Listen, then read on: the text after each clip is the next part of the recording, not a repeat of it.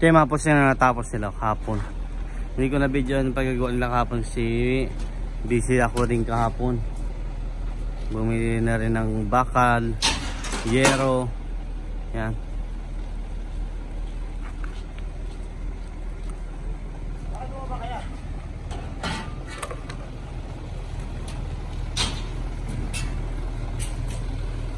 Yan, pinag-welding na kahapon to.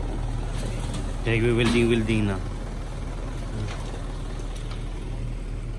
Tapos bumili na rin kami kahapon ng bakal.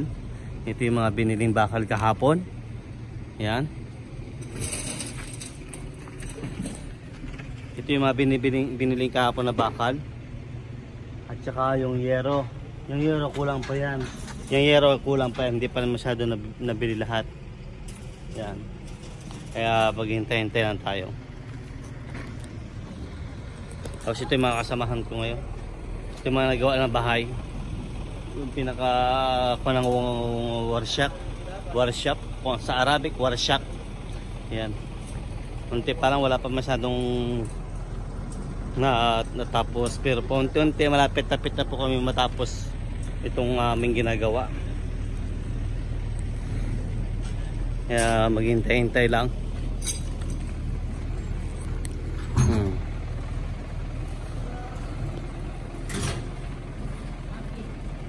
Ngayon yung Bengali po, yung kasama namin Bengali. Yan, magawa na po yan, mag-welding siya dito sa taas. May taas na to. Mag-welding sa may taas na yan. Yan, mag-welding po siya dito sa may taas na to.